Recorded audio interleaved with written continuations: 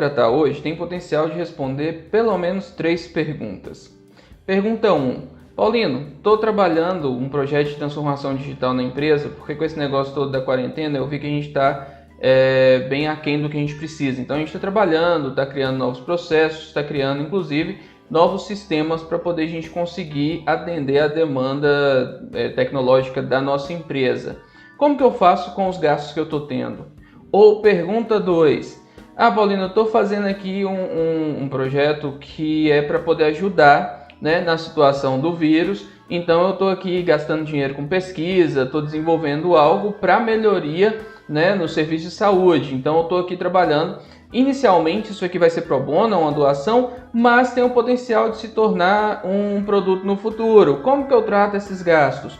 Ou ainda, pergunta 3. Paulino, vendo que eu vou ter, né, problemas atualmente e que eu tenho um potencial de crescimento no futuro, eu já estou me antecipando e estou com um projeto aqui de um produto novo para poder lançar assim que acabar, né, ou no momento em que diminuir um pouco essa situação, para poder eu voltar com força total no mercado. Como que eu trato esses gastos?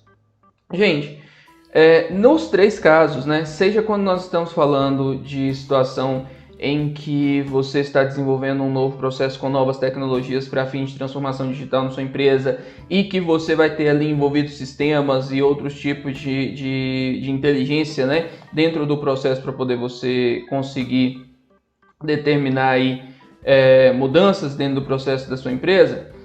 Quanto, no caso, quando você está desenvolvendo algum tipo de novo produto, algum tipo de nova tecnologia, seja para colocar no mercado, ou seja para uso em alguma coisa, nesses casos, nós podemos estar falando, né, do surgimento de um ativo intangível.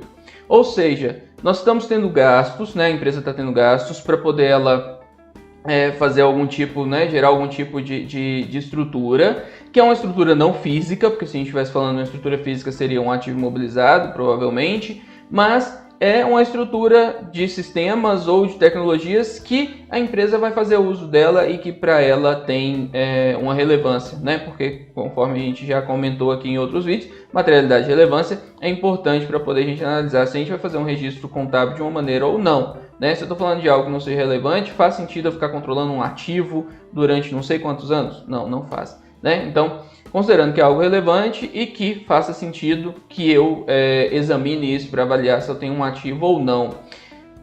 Por que eu estou falando que pode ser um ativo intangível, gente? Porque para que eu caracterize um ativo intangível, é necessário que eu atenda critérios. Quais são esses critérios? É necessário que ele seja separável de outros gastos, né? Então os gastos que eu estou tendo com aquele ativo seja separável de outros, seja possível identificar e separar os gastos com aquele ativo. É necessário que eu consiga controlar aquele ativo, né? E isso é característica base, inclusive, de ativo, não só do ativo intangível. É necessário que eu tenha controle. O que é o controle? É a capacidade de direcionar o uso do ativo para alguma finalidade. Então é necessário que eu controle aquele ativo e é necessário que seja possível mensurar confiavelmente, né, aquele ativo, o montante daquele ativo, né? Então precisa atender a 3 critérios.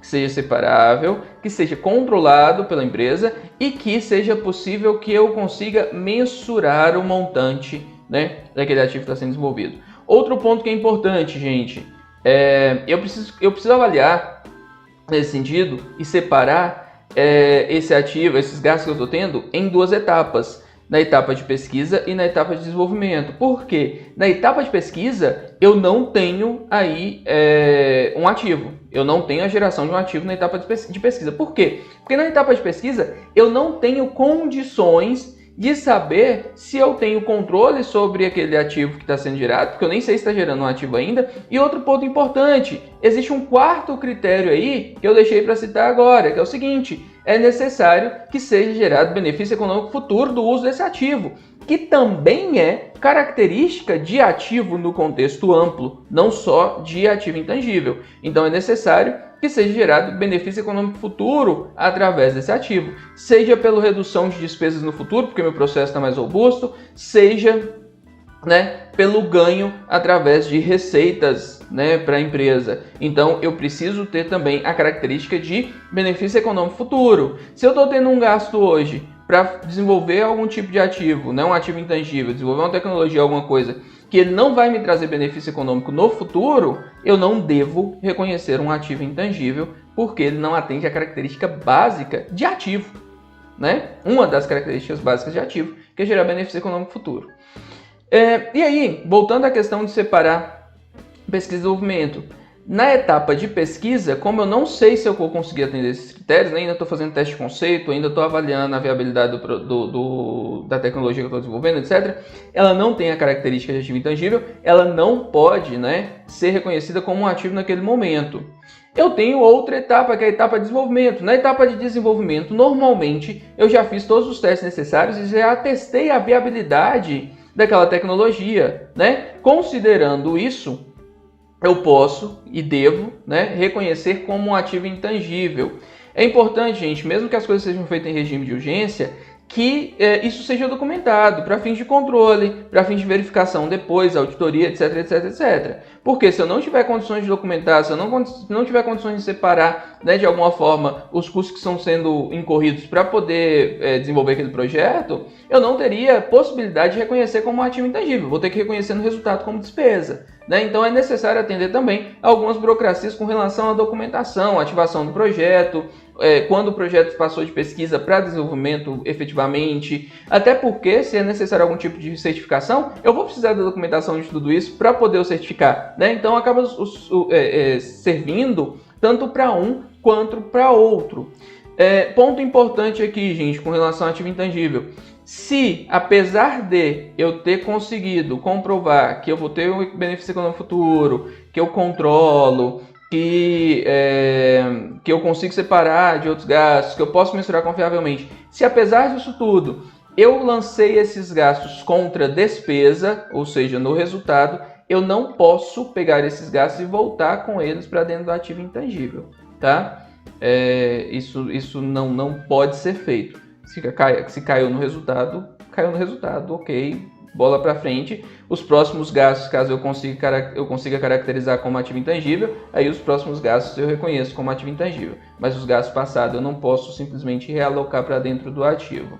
Outro ponto importante quando eu falo de controle, tem que tomar cuidado, gente, porque quando eu falo de controle, eu tenho que ter capacidade de direcionar o uso do ativo, do processo que eu estou desenvolvendo, da tecnologia que eu estou desenvolvendo, em sentido amplo. Eu preciso ter isso em algum tipo de registro que eu controle esse registro. Então, se eu estou falando de um processo, por exemplo, que esse processo é só uma documentação que vai estar registrada na cabeça das pessoas, eu não tenho controle, porque eu não tenho controle sobre capital intelectual, eu não tenho controle sobre pessoas. Então, nesse caso, eu não tenho característica de ativo intangível.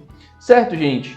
Espero que eu tenha conseguido responder essas 3 perguntas. Ativo intangível não é tão simples quanto isso, a gente tem outras situações.